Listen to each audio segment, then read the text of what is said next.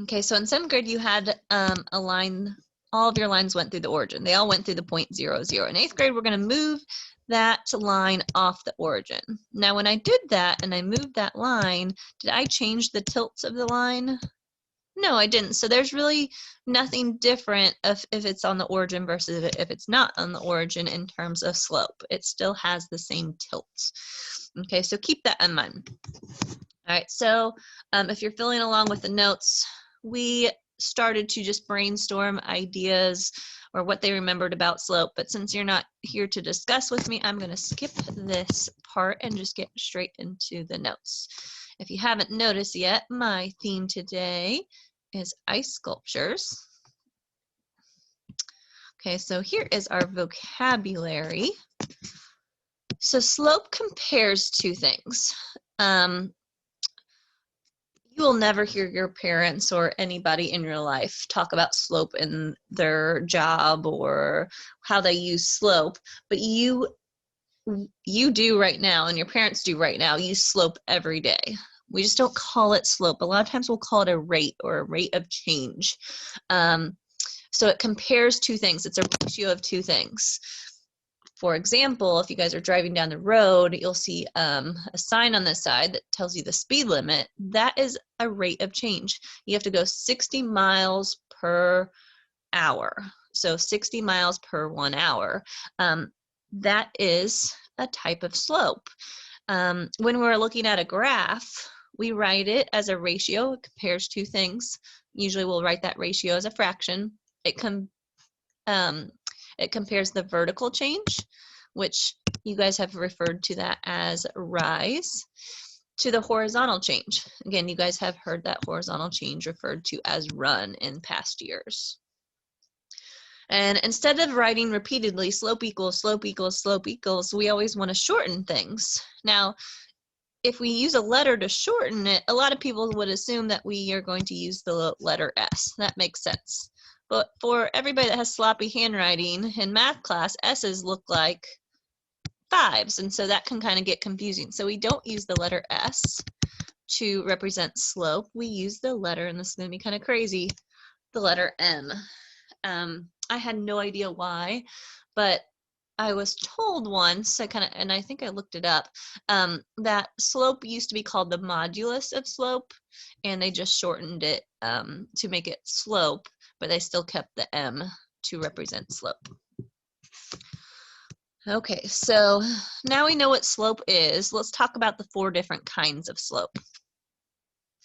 And it depends on what your teacher used last year. I know a lot of teachers last year used Skier Bob to help explain slope.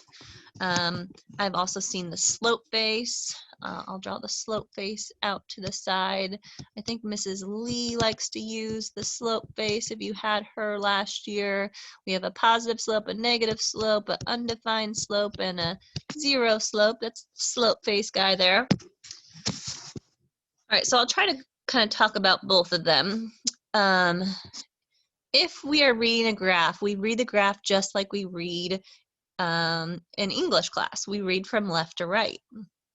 And so if I'm looking at this graph, I start on the left side of the graph. And if you want to, if you're doing the Skier Bob option, you ask yourself, where's Skier Bob going? Well, he's going to be going down this mountain. So since he's going down, this would have a negative slope. Now, if you're good at drawing slope face and you remember that, you could look at a line that looks like this one, which if you're looking at slope face, this part of the graph looks like that one, and that's the negative slope. All right, so again, the second graph here, I'm going to draw Skier Bob on the left because we read from left to right. Skier Bob's going up the mountain, so this would have a positive slope. I think positive when I think up. If you're used to using the slope face, you again find a slope or a line that looks like that one, and that corresponds to the positive slope. Now these two are the 0 and undefined ones. A lot of people kind of get them confused. I think Mrs. Miller last year said that this person is having 0 fun on the slope. So this one has a 0 slope. And then I've heard lots of different things on this one. Some of them can get a little gruesome, but Skier Bob is going over a cliff. I've heard that I usually say his body is going to be hard to find at the bottom. And then I've heard some teachers say that his body is going to be undefined at the bottom or unidentifiable. However you guys remember it, this slope though is undefined. Again, if you're using the slope face, you can find the parts that correspond to it. So up and down line is undefined. And the last one, the across line, was 0. I think a student today told me this, that Miss Rogers uses the up and down line, the undefined slope. People think that line goes up and down, and so they remember up and down. So that might help too if you want to use that. There's just a couple of ways that you can remember the difference between those two, because a lot of people do get them confused.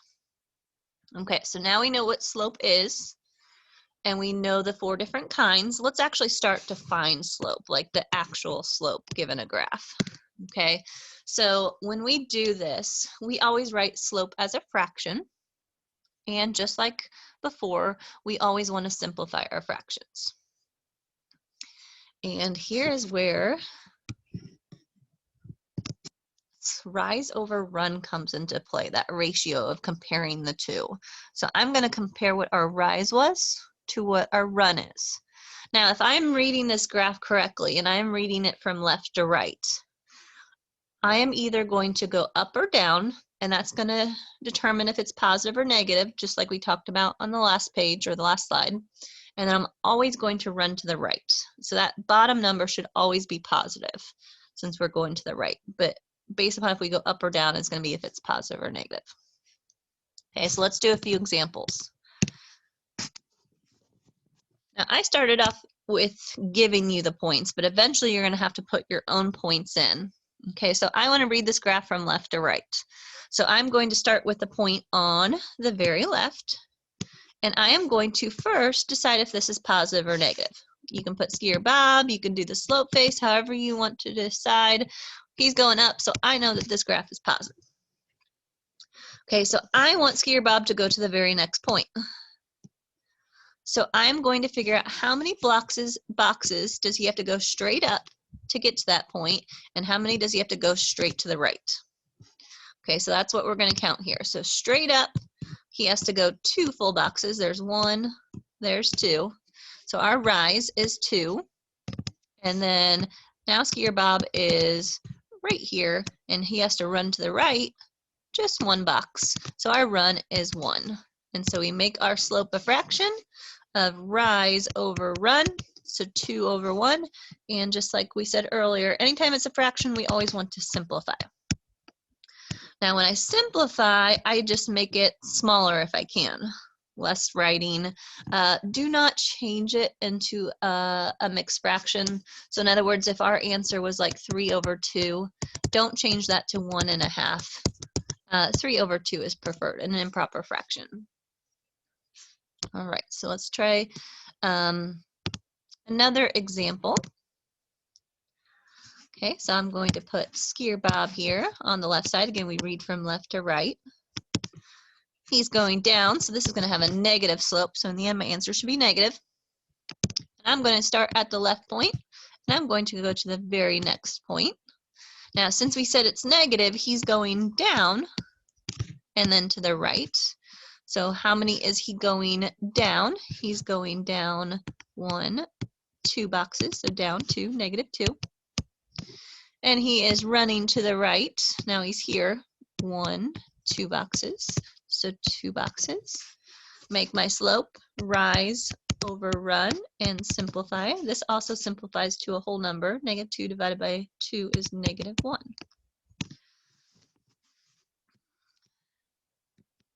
All right. These two, anytime you see the 2 special ones, you do not have to do what you're used to doing. These are just the ones that you have to remember the difference between the 2. So when it's straight across, Skier Bob is having 0 fun, so there was a slope of 0. When the line is up and down, it is undefined. And that would be our two answers for those two different graphs. Again, those are just ones you have to memorize. You don't actually have to do the math for those. Okay, and I want to go back to the first problem. So I told you to start at the far left point and go to the very next one. Reason being is that requires the least amount of work. But let's say I chose the left point, but I skipped the first point and I went to the other point. So I was seeing how many did I rise and how many did I run. In that case, I would have risen 1, 2, 3, 4 boxes, and I would have went over 2 boxes. My rise over run, 4 over 2, is going to equal 2 still, which was our first answer. And the whole reason of why this works is that slope describes the tilt of the line. Even if I choose different points, the tilt doesn't change. So no matter what 2 points you choose, you should always, if you do it correctly, get the slope or the correct slope. Okay, so I just wanted to explain that really quickly. All right, we're going to get a tad bit more complicated. So here we have this graph. Now this graph looks different compared to all the other ones. So what we did is we zoomed in on our coordinate plane. So you guys are used to your y-axis going up and down and x going across. And we had 4 quadrants. 1, 2, 3, and 4. And so what I did is I zoomed in on the positive portion, which is quadrant 1 here. So here we have your y-axis, and here we have your x-axis, which again is that quadrant 1 part of your coordinate plane. We're going to do the exact same thing though. Some people get a little confused and by the scale over here because it kind of skipped numbering the boxes, but that does not matter. We can still do what we did before. Identify your 2 points. So we've got a point there and a point there. We're going to rise, and a lot of times like I've been doing, I like to draw a triangle here to help me figure out the rise. And you can count the boxes and see how many it rises. Now this may be a little bit of a shortcut for some of you guys, and we'll eventually have to do this in the next question. Instead of counting the boxes, which you can do, you can figure out the change between the numbers. So here we have 4, and we went to 14. What was that change? I had $4, now I have $14.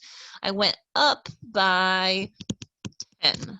So our rise there is 10. Again, you could also count the boxes. That would have been perfectly fine as well.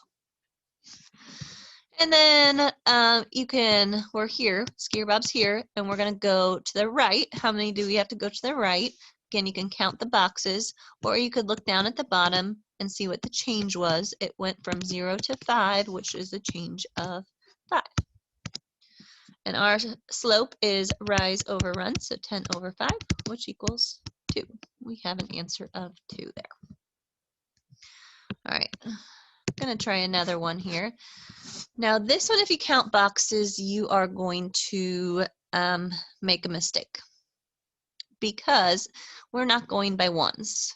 The y-axis is going by 3s, and the x-axis is going by, technically every 2 boxes is 10, so every 1 box is 5.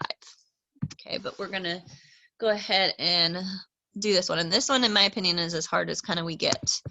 So I'm going to put Skier Bob here on the left side. Skier Bob is going downhill, so this is negative. I'm going to start at the first smiley face they give us, and I'm going to go down 3 boxes. But I have to be careful. Going down 3 boxes does not mean our rise is -3. You have to look at what it changed by. I started at $12, and now I have $3. What was that change between $12 and $3? I know I went down.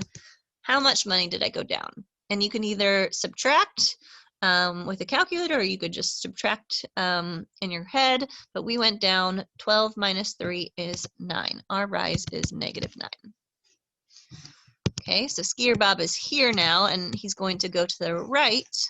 Again, don't count boxes or you're going to get this wrong.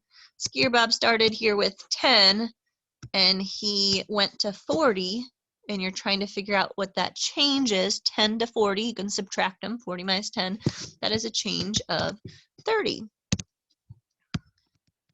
And so if we made our fraction rise over run, we would get negative 9 over 30. But that can be simplified. I can divide them both by 3 here to get negative 3 over 10 is our correct slope. All right, we've got maybe 3 last examples here. All right, these last examples are different because they're missing the points. So the only thing different on these is that we actually have to add in our own points. And so when you're looking at points, you're looking at where the 4 or the lines kind of make a cross.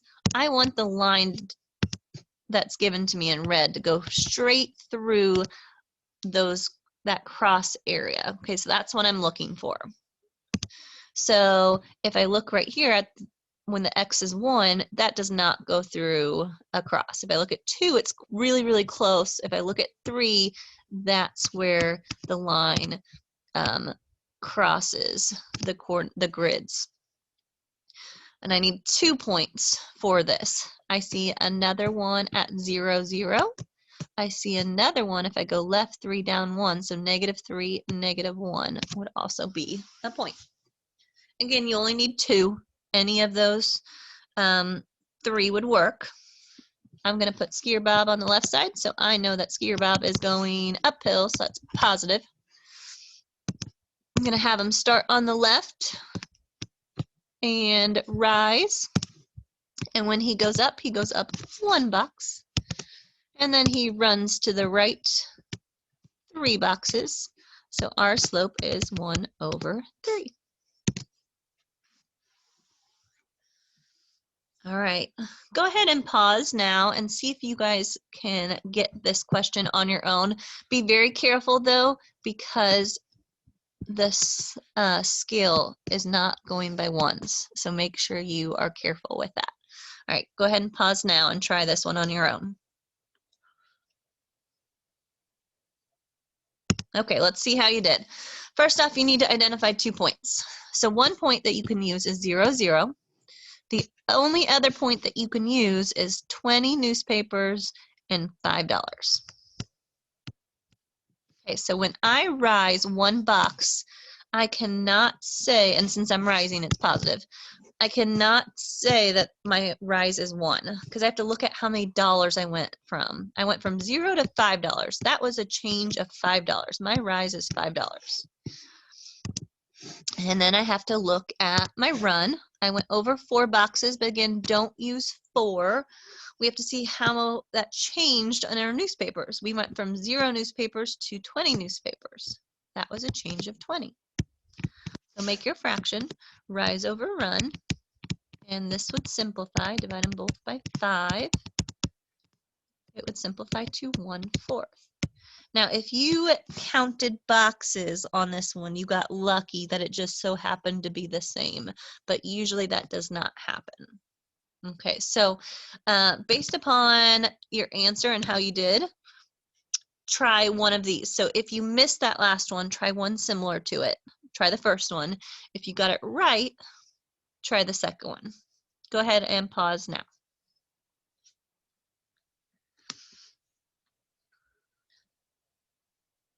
All right, let's see how you did. So on the first one, it was a positive slope. We went up 1 box, but that wasn't 1. It went from 100 to 150. That was a change of 50. So the rise was 50. And the run went from 0 to 10. That is a change of 10. So if I did rise over run, 50 over 10, this was an answer of 5. All right, last question here. Find 2 points, which is 26 and 68 are the only 2 points that you can use.